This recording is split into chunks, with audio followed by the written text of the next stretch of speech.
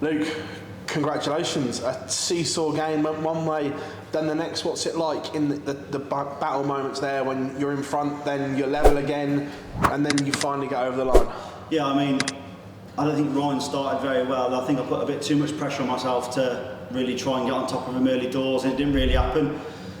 So I think, did it go? I think it was 5-all at the second break, yeah. And I come out 5-all. I thought I'd just go nice and relaxed. I think I went 8-5 up, and then I stalled a little bit then. But yeah, to come through that is, I don't think it was the greatest game in the world, but beat one of Ryan's sort of abilities. Johnny, it's a big plus for me. You must be happy with where your game is right now, because you're developing at a real good pace now, and we're seeing big results from you beating big players on big stages. So where is the actual game, do you feel, right now? I'm not 100% sure I'm playing the absolute top of my ability, but what I have sort of progressed on is having a little bit more bottle, a little bit more sort of composure in big moments and stuff like that, and sort of learning to play on the big stages, which is the European Tour has been a massive help with that. And yeah, just knowing when to sort of take a step back and really sort of just take your time with certain thing. It's not got to be a big rush. So yeah, my game's in a really good place. Yeah, I'm over the moon to just get through that, to be honest. It's been some turnaround from worrying about your tour card. I remember when we spoke, you were really worried about it. And now bordering the top 32. This has been some turnaround. What do you put that down to? I've got good people around me.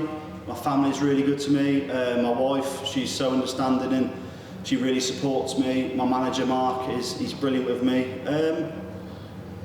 I'm not sure it's anything to do ability-wise. I think it is just more learning to be able to cope with the ups and downs of what darts is. You're not always going to go and play 105 averages. There's very few players, Luke Humphries that can do it and whatever, but you've got to understand that at some points you're going to have drops and then you've got to go again. So I think that's more what it is, and like I say, just learning to deal with those sort of downs as well as the ups. Do you feel there's a title close, whether that's a Pro Tour title or even better, like we've seen Mike De Decker go and win on a big stage? Because, like you say, those numbers are good, the performance is there. Do you feel that title is close?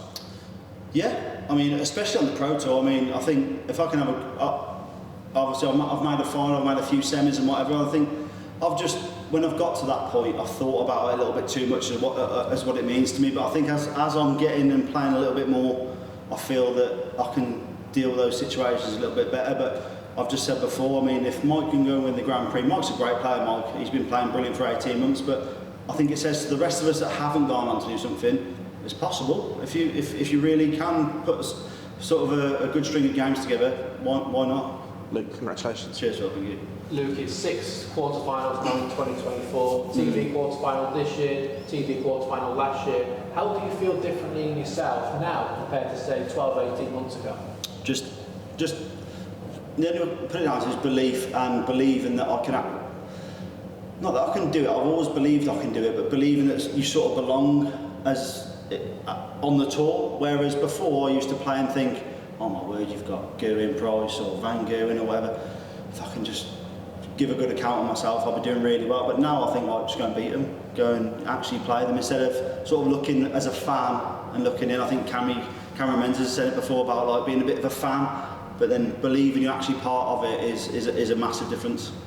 Next up, it could have been number 1 seed Martin Schindler or Gerwyn Price. Both of those are out. So it's Darryl Gurney on Durf and Diamond Boulder. Okay. Are you someone who looks at the draw and sees those big names go out and thinks there's a real opportunity? No, I didn't even know. I knew I had. I knew my first round game against Ross, and then I knew I had the winner of Ryan Searle and Barney. After that, I have not looked.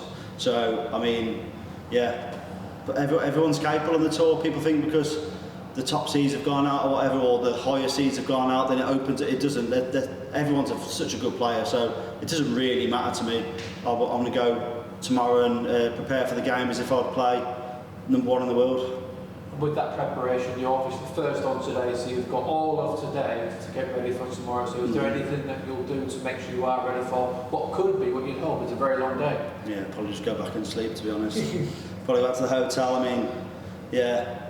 I'll be honest, I'm not somebody that has routines and whatever. I want to go back, relax, put a bit of film on or something, maybe go for some food and stuff later, and then just see what happens. I'm quite happy, to be honest, that we're playing again tomorrow, because obviously I played Thursday night and then I've had a break yesterday, and then you're just hanging about really, just going for some food, looking for something to do, and so at least I know tomorrow I'm going to be straight back on the board and getting ready for my game. Cheers, Luke, thank you. Cheers, thank you very much.